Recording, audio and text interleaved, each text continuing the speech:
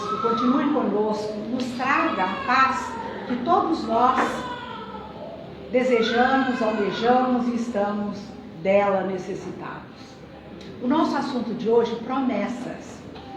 Eu achei interessante que sempre a minha inspiração em qualquer palestra, ainda que tenha outras, por exemplo, recentemente eu fiz uma live sobre o livro O Problema do Ser, o Destino e da Dor, de Leon Denis. Mas não tem como eu caio no Emmanuel, assim, ele inspira, ele dá um up na palestra, na fala, porque é muito fácil ao nosso entendimento.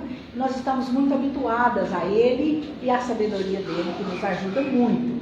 Então, a base, pelo menos para mim, em qualquer fala, é o Emmanuel. E a fala de hoje, eu não sei se você abriu aleatoriamente. Porque eu escolho de acordo. De acordo, né? E foi ótimo, porque é um complemento, realmente, tem tudo a ver, porque foi nessa lição que chama Prometer, né? Prometer. É a lição 99 do livro Caminho, Verdade e Vida, da qual a Eleusa acabou de fazer uma leitura. Então, nós estamos baseando-nos nela e em outras obras, como, por exemplo, o Evangelho segundo o Espiritismo, que é uma obra básica, e também o Livro dos Espíritos. Então, a promessa, para nós estarmos um pouco atentos ao assunto, Emmanuel traz à tona a segunda carta de Pedro, 2,19, onde ele fala assim, prometendo-lhes, Pedro, né? Prometendo-lhes liberdade, sendo eles próprios escravos da corrupção. Olha aí, vamos pensar. Prometendo-lhes liberdade, sendo eles mesmos escravos da corrupção. Ou seja, prometendo liberdade, sendo escravo. Mas escravo de quê? Da corrupção. Por isso é que promete liberdade para os outros com facilidade. Por exemplo, suponhamos que eu chegasse aqui e prometesse mundos e fundos para as pessoas. Tudo seria muito fácil, maravilhoso. Emmanuel diz que quando nós prometemos, quando alguém promete facilidade, essa pessoa que promete facilidade, ela está descendo.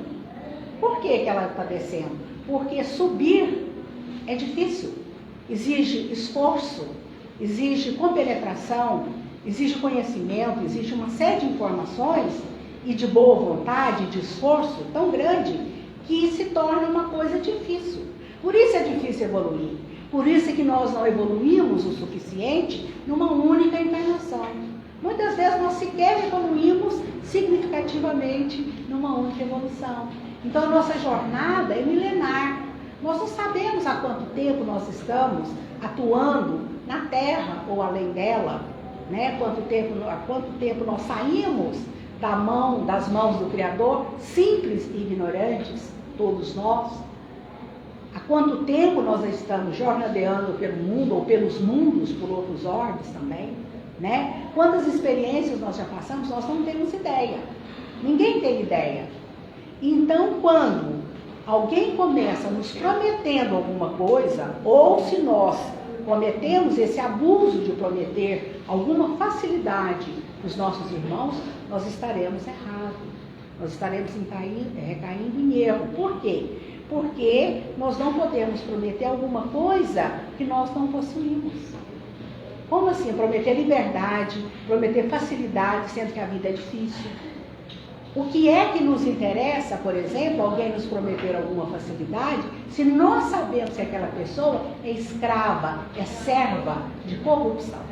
Somente assim alguém poderia nos prometer alguma facilidade. Lá no Livro dos Espíritos, na questão de número 895, é uma pergunta que eu considero basilar, que eu considero assim, que nós deveríamos ter sempre em mente essa questão 895 de O Livro dos Espíritos, onde Kardec, todos nós sabemos, né, só para rememorar, todos nós sabemos que o Livro dos Espíritos é um livro composto de 1019, dependendo da edição, 1020 questões, que foram formuladas por Allan Kardec na época da codificação do Espiritismo, E essas perguntas foram respondidas através de médiuns por espíritos no mundo inteiro. Espíritos desencarnados, superiores, de uma ordem de hierarquia superior, evidentemente, com grande sabedoria, é que responderam, como Sócrates, Santo Agostinho e outros. Então, olha só, como é que é a pergunta 895? Kardec pergunta assim: à parte os vícios e defeitos sobre os quais ninguém se enganaria, qual é o indício mais característico da imperfeição? Ou seja, Kardec estava perguntando para os espíritos superiores que, deixando de lado os vícios e imperfeições sobre os quais ninguém se enganaria, ou seja, aquele que é muito claro, o que nós poderíamos tomar como referência do que fosse a maior imperfeição, a coisa mais típica, mais característica da imperfeição humana? Olha o que eles responderam. O interesse pessoal. Só essa resposta já deu, né? O interesse pessoal. O interesse pessoal. Aí, como ela tem ainda, ela se delonga um pouco mais, é uma resposta maior, porém nós paramos aqui só para abrir um parêntese, pensando lá na carta de Pedro, falando das pessoas que oferecem liberdade, sendo elas próprias servas ou escravas da corrupção. Então vejamos bem, quando alguém é escravo de corrupção, em quem é que essa pessoa pensa mais? Qual é o maior interesse dela? É ela mesma, não é isso? Legal, eu acho tão bonitinho, principalmente quando é jovem que eles respondem, né? Eu gosto bastante. Então, gente, pensa bem, uma pessoa que pensa só em si, como que ela pode me prometer alguma coisa? Se o que move aquela pessoa é o interesse dela própria. E na maioria das vezes, esse interesse não é interesse moral, é interesse material. Não é nada espiritual, espiritualizante, superior, nada.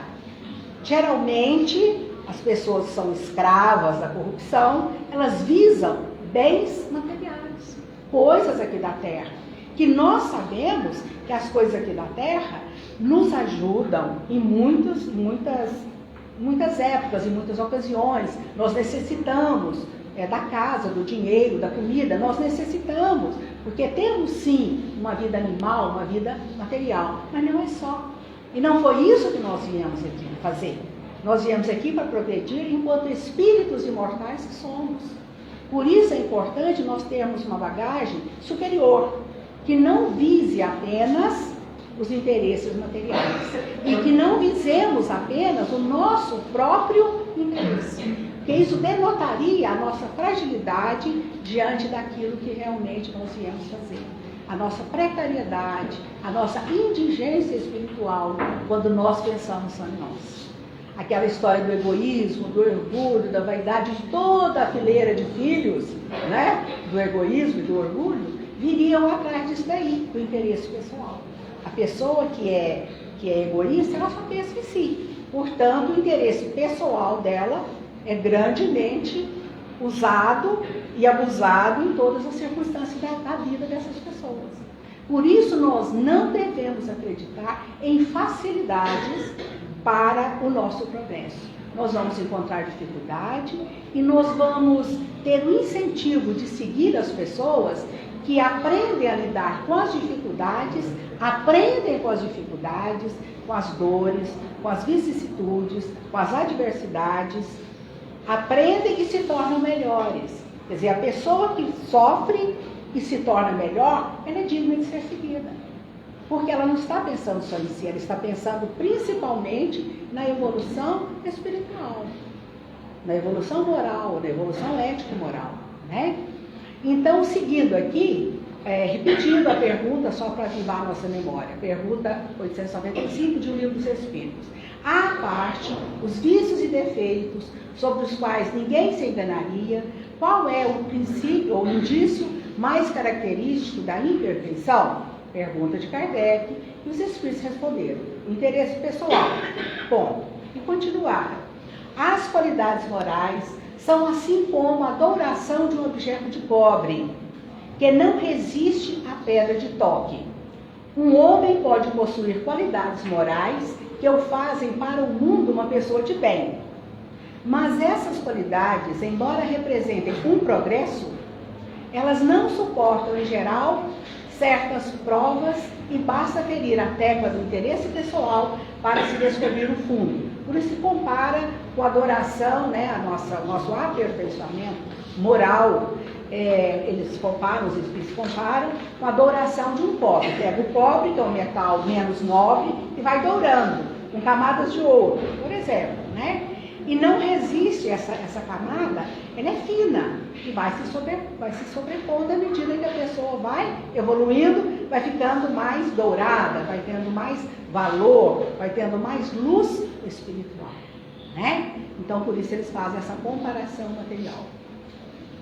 Aí eles dizem também que um homem pode possuir qualidades morais que o fazem um homem de bem aqui na Terra. Mas esse bem é relativo. Não significa que seja um espírito luminar, que suporta grandes provas, que aprende com as vicissitudes, que aprende com a dor e se torna melhor com a dor, né? Muitos de nós se tornam revoltados com a dor, por exemplo, e não melhor com a dor. Seria esse o objetivo. Por isso nós sofremos, todo mundo sofre. O verdadeiro desinteresse, continuam dizendo, é de fato tão raro na Terra que se pode admirá-lo como um fenômeno. Olha só, o verdadeiro desinteresse é tão raro aqui na Terra que se pode admirá-lo como um fenômeno. Não é uma coisa comum, pessoas que não têm interesse focado em si, mas no bem da maioria e coisas do tipo. Isso é raro, eles falam aqui. O apego às coisas materiais é um indício notório de inferioridade, pois quanto mais o homem se apega aos bens deste mundo, menos compreende o seu destino. Vamos pensar juntos. Quanto mais o homem se apega aos bens deste mundo, menos compreende o seu destino. Qual que é o nosso destino? Qual que é o nosso destino? Melhorar, crescer, progredir, iluminarmos-nos por dentro. Não é colocar um holofote em cima e aparecer nas redes sociais, ou seja lá onde for, não. É aparecer como espírito imortal diante da nossa própria consciência, diante do Senhor. Isso é crescer, isso é evoluir. Então, a quantas anda esse meu progresso? Foi isso que nós viemos fazer aqui. E aí a primeira oportunidade que tem de crescer, a gente pensa que ela vem em forma de manjar celeste. Não é. Ela não vem em forma de doce, de manjar celeste, de coisa deliciosa, de favores, não. São dores. Quando Jesus esteve aqui na Terra, Ele não nos prometeu facilidades. Ele nos prometeu dores. O que Ele falou? Quem quiser seguir após mim, pegue a sua cruz e siga-me. Quem quiser vir, venha, mas pegue a sua cruz. Ou seja, o seu sofrimento, a sua dor, a sua luta diária, o seu aprendizado, o seu projeto de evolução. E nós que somos espíritas, ou pelo menos a maioria aqui, com toda certeza, é pelo menos espiritualista, nós carregamos essa alcunha, esse nome, né? Que não deixa de ser um projeto de elevação, um projeto de elevação em tanto. Porque nós temos muita informação, temos conhecimento suficiente para evoluirmos o máximo possível numa encarnação. Muito, dá para evoluir muito, se nós seguirmos esse projeto. Mas só que a gente fica falando, os espíritos falam que é fazer isso. E aí nós às vezes interpretamos, nós criticamos às vezes, eu mesma sou uma delas, criticamos aquelas pessoas que não entendem uma metáfora, que não entendem um sentido figurado, que pegam tudo ao pé da letra, né? E nós muitas vezes fazemos assim. Nós achamos que fazendo as coisas certinho, do ponto de vista material, presencial, que está tudo muito bem, obrigada, e que eu sou uma pessoa de bem. Eu sou uma pessoa de bem, ok? Sim, eu desejo bem, eu faço bem na medida do possível, né? Mas eu não me esforço o suficiente, por exemplo, olhando para dentro, para ver as minhas mazelas, para ver os meus lixos mentais, para ver a quantas andam os meus sentimentos, os meus pensamentos, que nós já temos condição de fazer isso. O homem primitivo não tinha. O homem mais atrasado, dos séculos anteriores, não tinham essa condição. Eles não tinham essa informação, a não ser alguma exceção, que fugia à regra, aquele que estava mais avançado, que vinha como guieiro daquelas pessoas que estavam reencarnadas. Como tem atualmente, algumas pessoas que são guieiros nossos, mesmo encarnados ou desencarnados, que são pessoas realmente fora de série, são espíritos luminares, né, que projetam a sua luz onde estão. Por onde eles passam, eles fazem a diferença. Essas pessoas são realmente fenômenos, mas são ainda, infelizmente, exceções. Têm nascido crianças já com esse projeto de elevação, mas eu informo, e baseado em Emmanuel, que todos nós temos um projeto de elevação, que todos nós somos especiais diante da espiritualidade, que todos nós, quando viemos para cá, nós fizemos promessas, que íamos fazer isso, bonitinho, não sei o quê. Fizemos promessas aos espíritos superiores, aqueles que nos endossaram, superiores a nós, viu, gente? Quer dizer que seja, Jesus foi lá, não. Espíritos superiores a nós, né? Porque é tudo muito relativo. Então, aqueles espíritos que nos endossaram a atual encarnação, nós prometemos a eles, em algum momento, que íamos fazer as coisas da melhor maneira possível, que iríamos nos esforçar, que não iríamos nos rebelar contra a dor, que iríamos sofrer as perdas, as agressões do mundo e das pessoas, e trabalharmos a nossa paciência, a nossa aceitação, a humildade, os valores éticos, morais, né? Que vem para nós, não é de bandeja, não é um dom. Ó Senhor, manda para mim a paciência. Tinha viu falando isso, né? Ai meu Deus, me dá paciência. É quase que um mantra nosso, né? Nós falamos, me dá paciência, meu Deus, com esse marido, com esse filho, eu não sei quem, por exemplo, né? E nós esquecemos que ele não manda a paciência para nós, nem a paciência, nem a humildade, nem a caridade, nem o amor, nem a bondade. Nós temos que conquistar, nós temos que sim, talhar a nossa própria glória. Nós podemos não fazer nessa encarnação, e ok. Mas nós vamos ter que fazer um dia, e às vezes com condições mais precárias do que aquelas que nós encontramos atualmente. Então, quando nós temos um familiar doente, perdemos um ente querido, quando nós sofremos alguma agressão, às vezes continuada de uma pessoa, às vezes aquela agressão gratuita, você nem sabe por quê. Tenhamos a certeza de que se nós fizermos o melhor, nós iremos estar nos libertando. Se nós não deixarmos, não cairmos nas armadilhas do nosso orgulho e revidarmos e nos revoltarmos, que nós vamos sair brilhantemente da situação e com acréscimos, com créditos morais, que são assim intransferíveis. Ninguém faz o meu progresso para mim, eu tenho que fazer, cada um que faz o seu. Por mais que a gente tenha amor, a gente não pode passar pelas experiências, por exemplo, dos filhos. E a gente parece que até gostaria. Parece que, meu Deus, minha coitadinha, deixa eu ir lá sofrer no lugar. Não dá. É a experiência da pessoa, é o momento da pessoa, é a oportunidade santa e bendita do crescimento, através da dor. Então é só através da dor que nós evoluímos?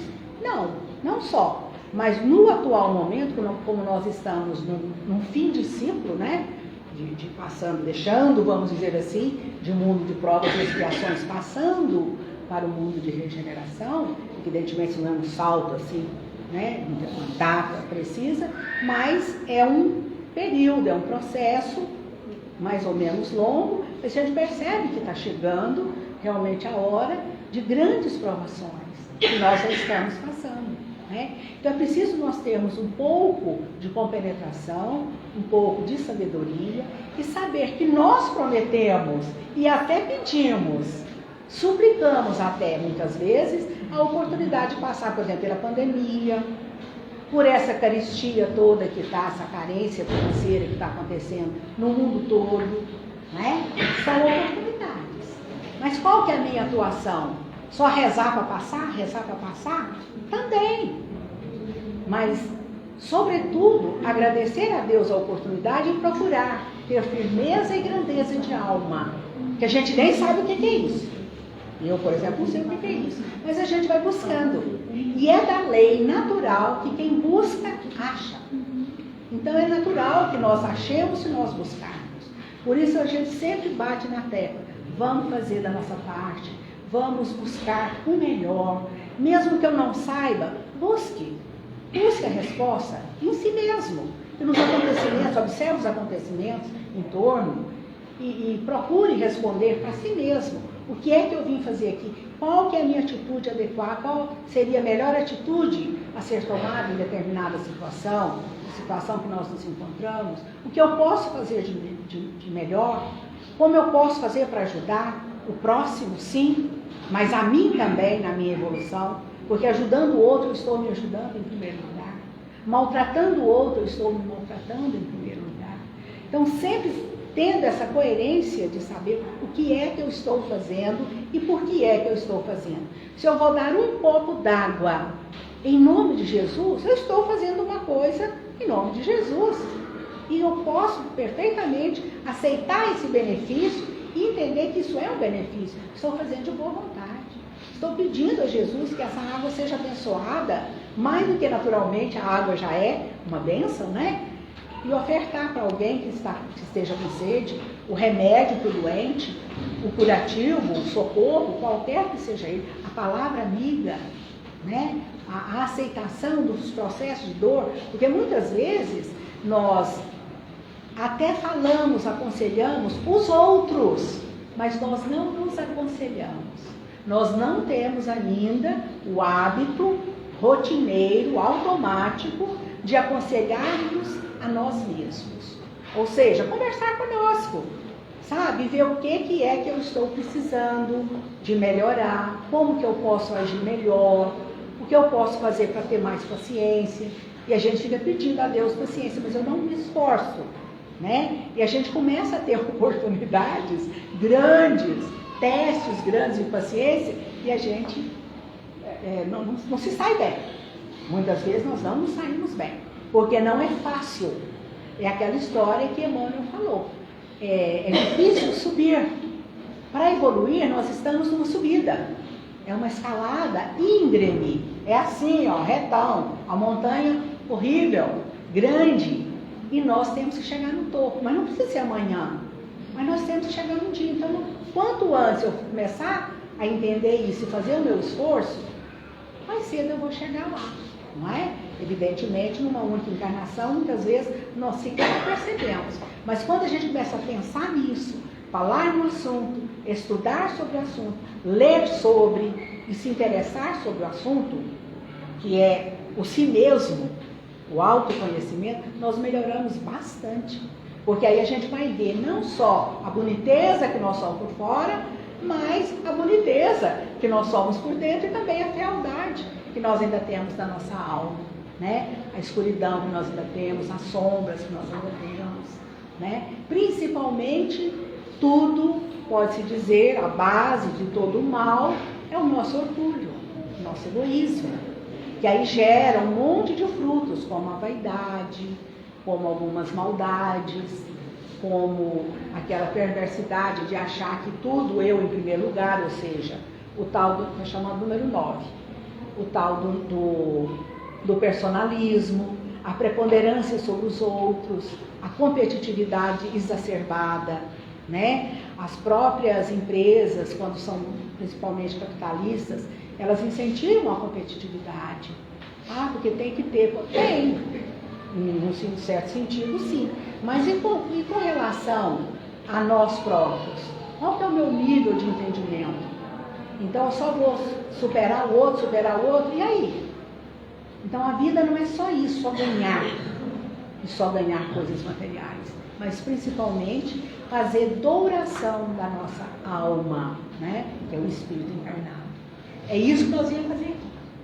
Nós viemos aqui nem ganhar dinheiro, nem isso foi. Até parece que foi, né?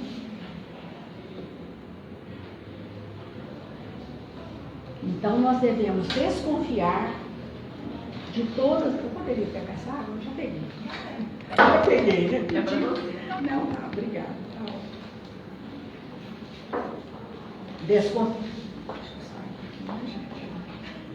Eu estou meio rebelde. Beleza? Nós devemos desconfiar de todas as promessas de facilidades. E não devemos fazer, nós até podemos fazer, mas não deveríamos fazer promessas para as pessoas, prometer facilidades, mas prometer apoio, amizade, carinho, compreensão, uma palavra na hora certa, valem muito. Agora, promessas são vãs. Elas, na verdade, elas são uma teoria, né? E muitas vezes denota a nossa inferioridade de pessoas que prometem, mas que são escravas da corrupção.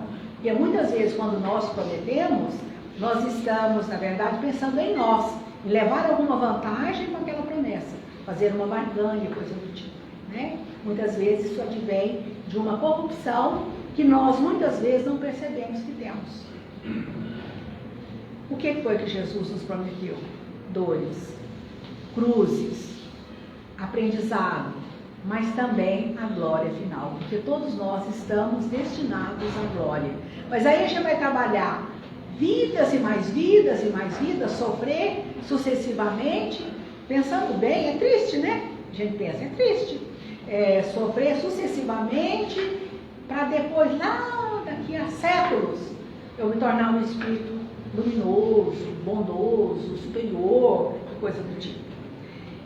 Então, nessa perspectiva, realmente, nós poderíamos ficar até desanimados. Mas se nós pensarmos no projeto que nós temos hoje, aquilo que é viável hoje, nós nos iluminarmos por dentro, é simplesmente maravilhoso. É um projeto e tanto, né? Escutar os meus pensamentos, escutar os meus sentimentos, dar um novo rumo. Por exemplo, quando vem uma ideia ruim, aí a gente pensa, não vou dar vazão a isso não, eu tenho condição de desviar o rumo, eu vou jogar uma água na planta, eu vou ligar para alguém que está sofrendo mais que eu vou ler um livro aqui qualquer, eu vou fazer alguma coisa que me tire esse foco ruim, porque muitas vezes nós somos perturbados e somos mesmo, somos muitas vezes muito perturbados, existem intervenções, né? Porque não é tudo assim tão simples, eu quero fazer o bem, eu faço, não, nós vamos sofrer interferências.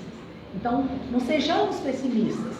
Contemos com Deus, com Jesus, com os Espíritos superiores, façamos amizade, elejamos, por exemplo, uma pessoa que para mim é uma referência, por exemplo. Cada um tem lá um tio, um amigo, um parente, um professor, pode ser também um espírita ilustre, ou não, uma pessoa que eu conheço e sei que é uma pessoa bacana, que é uma pessoa acima de qualquer suspeita, que realmente deseja o meu bem, que deseja o bem não só o meu, porque já pensou se eu gostasse da pessoa porque ela só gosta de mim, seria horrível, né? Mas que ela tem grandeza de alma, deu provas disso, e dá provas disso todos os dias. Existem algumas pessoas que podem e devem ser referências para nós. Muitas vezes um pai e uma mãe, né? Que são exemplo para nós de pessoa íntegra, de valor e que busca sempre a melhoria própria e de quem esteja em torno. E, por exemplo, fazer amizade com essa pessoa, mas você não tem que ficar falando com essa pessoa todo dia, perturbando. Mentalmente, nós estabelecemos uma comunicação com essa pessoa. Mentalmente. Nós estabelecemos e nos aconselhamos. Por exemplo, se eu estou em dúvida com uma decisão qualquer que eu tenho que tomar, eu posso perfeitamente imaginar como que essa pessoa, que é minha referência, não sou minha mãe, né? E, mesmo que ela esteja desencarnada, como é o caso da minha mãe, né? Eu posso me aconselhar com ela. E, geralmente, isso acontece de fato. Isso acontece. E a gente pensa assim, que a gente está conversando sozinha, né? Então, eu posso falar. Eu perguntar ou imaginar qual a atitude que essa pessoa tomaria diante daquela situação X ou Y que eu esteja com dúvida em relação ao que fazer.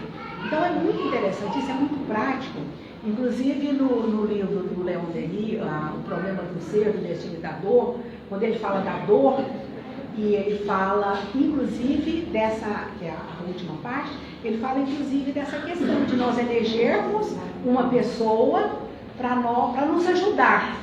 Mas essa pessoa pode ser encarnada, desencarnada, é uma pessoa que eu tenho maior confiança nela. Nós tenhamos maior confiança e que seja uma pessoa nitidamente superior, né? Eu tenho plena confiança em que é uma pessoa superior. Então, me perguntar o que essa pessoa faria nessa situação.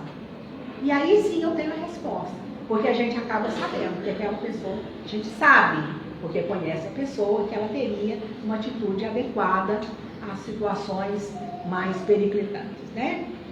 Diz o Emmanuel que os discípulos do Evangelho, quando eles são inconscientes, aceitam alvitres de aventureiros.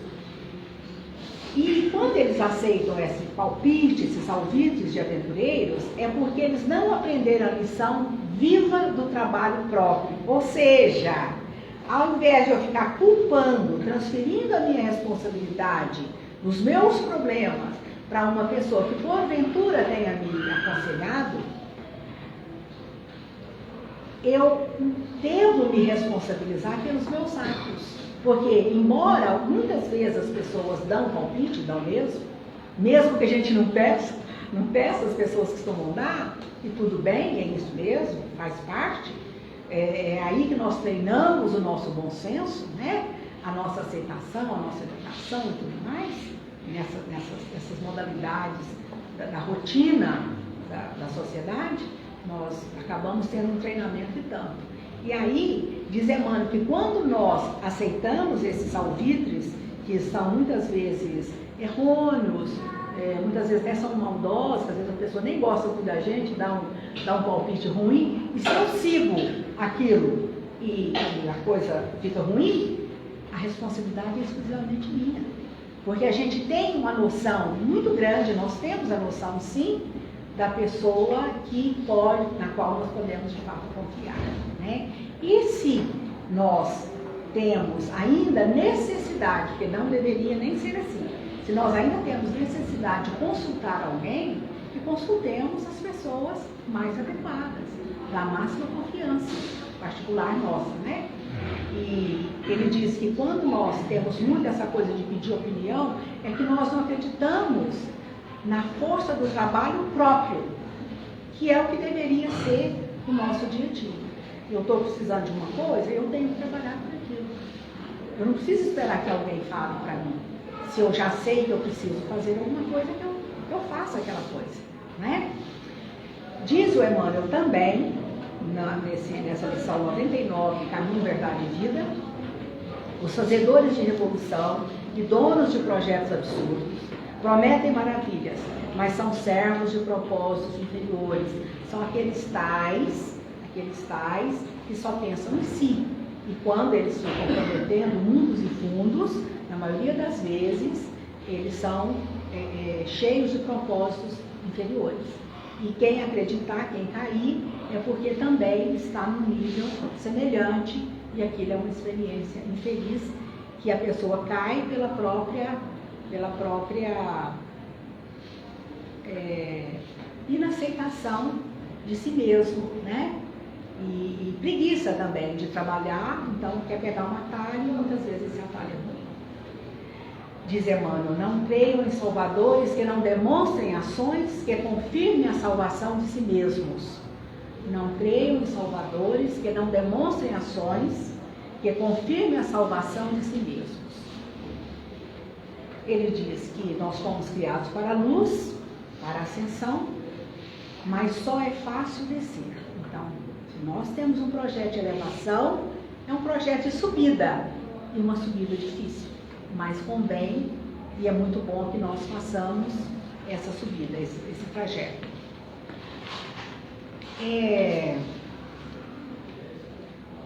Para terminar, nós vamos terminar aqui com uma frase de Emmanuel. Somente quem compreende o tesouro oculto nos obstáculos e dele se vale para enriquecer a vida, está subindo. E é digno de ser seguido. Então, quem que nós vamos seguir? aquele que é digno de ser seguido, né? E aquele que já compreende o tesouro que é a dor, a experiência da dor, a experiência do sofrimento, que sempre traz algum aprendizado, se nós nos dispusermos a isso, né?